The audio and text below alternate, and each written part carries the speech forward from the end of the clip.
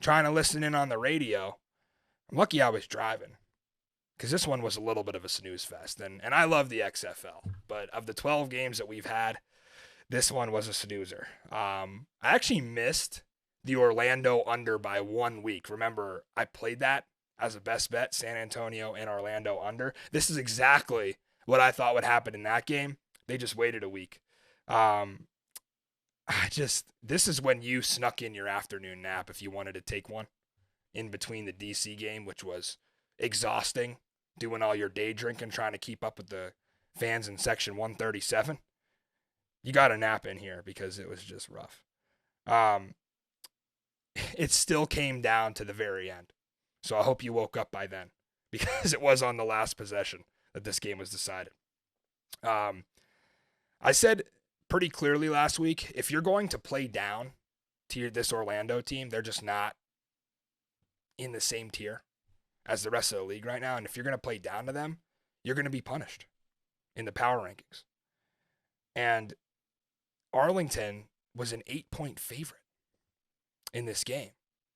I haven't seen the odds makers be that far off. In fact, with some of the totals and the numbers, like we saw Seattle -4, right on the number. They've been super sharp, right, with some of these. Now, there has been advantages that we've been able to take advantage of here on Springball Boulevard. But this one, I mean, if you had Orlando +8, hats off to you because the odds makers were way off here. I think just like me, they overestimated the Arlington Renegades, and they're just a letdown offensively.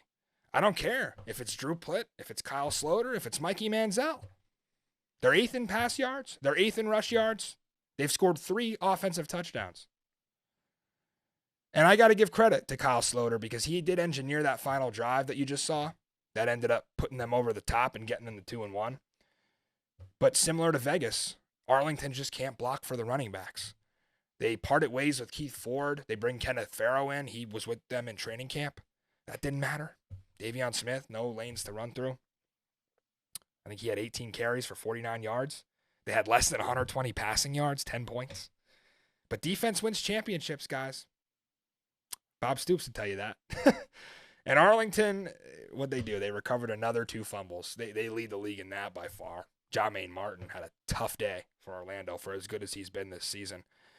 Jay Hayes, Tim Lewis, they deserve the game ball. Coaching some real freaks out there. Sankey, Donald Payne, Devontae Bosby, the boys up front, keeping Arlington alive this season.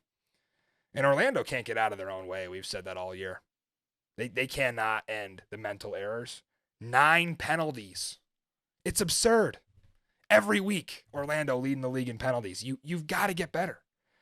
And they actually can't protect Paxton Lynch. Another 4 sacks. So that's not getting any better. And Lynch actually, he started to take off. And I don't know how mobile he is. We did see him run around a little bit when he was at Memphis. And he had a rushing touchdown in this one. But I don't think you want Paxton Lynch running around too much. I wouldn't necessarily consider him a dual threat at 6'7".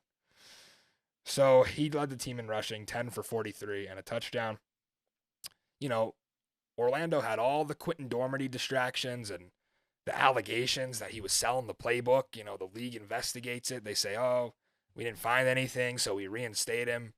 Who knows what happened there, but I'm sure they heard all the noise. And the lone bright spot of this team just continues to be that defensive front 7. They have a lot of tackles for loss. They held an Arlington rushing game yet again. Terrence Smith, huge day for Orlando.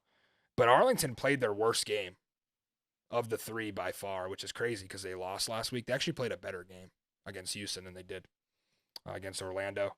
Still find a way to come out 2-1. And the Renegades just feel like that squad that's going to keep capitalizing on these turnovers and scoring on defense, kind of like the Iowa Hawkeyes of college football, which is ironic because Chuck Long is the offensive coordinator, the former Iowa Hawkeye.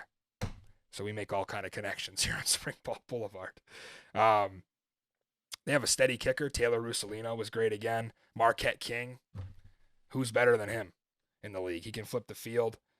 They might end up 7-3. I think I'll have them at 6-4, but if they keep gritting out wins like this, who knows? They might steal a couple like they did here. I did like that quarterback sneak on 4th and 1. Mikey Manziel is going to have that for you in his breakdown tomorrow. Wow. They got like 8 yards just straight up the middle. Kyle Sloter driving the legs. Jonathan and Jay Hayes, Chuck Long. Think about all these guys going into next week in the Battle Dome, as they call it. Devontae Lambert, Will Clark, Will Hill, Joe Powell, all former St. Louis Battlehawks in 2020. So some names that they'll know in St. Louis if they followed the team 3 years ago. Taylor Russolino and Marquette King, we just talked about them. They were St. Louis Battlehawks. So now they got to run up against Anthony Becht in that new regime next week. This has to be a statement game for Arlington. I think they've fallen off quite a bit from what people expected from them in the preseason, and that's kind of the same way it went in 2020, right? So Bob Stoops with some serious things to clean up. I assume they're going to stick with Kyle Sloter here because he now is the winning quarterback. Get the ball to Sal Cannella. Have to. That short pass was working for DC against St. Louis, so foreshadowing a little bit of Thursday's preview, Arlington has to start throwing the ball more effectively. Again, only 120 passing yards.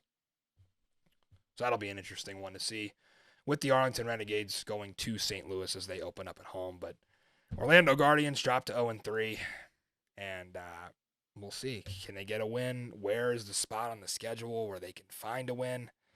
I don't know. It's not going to be next week with Houston coming to town. And again, a lot of people thought, oh, well, Orlando's on the road here. No, they're not. They practiced in Arlington, guys. So this was actually a home game for them.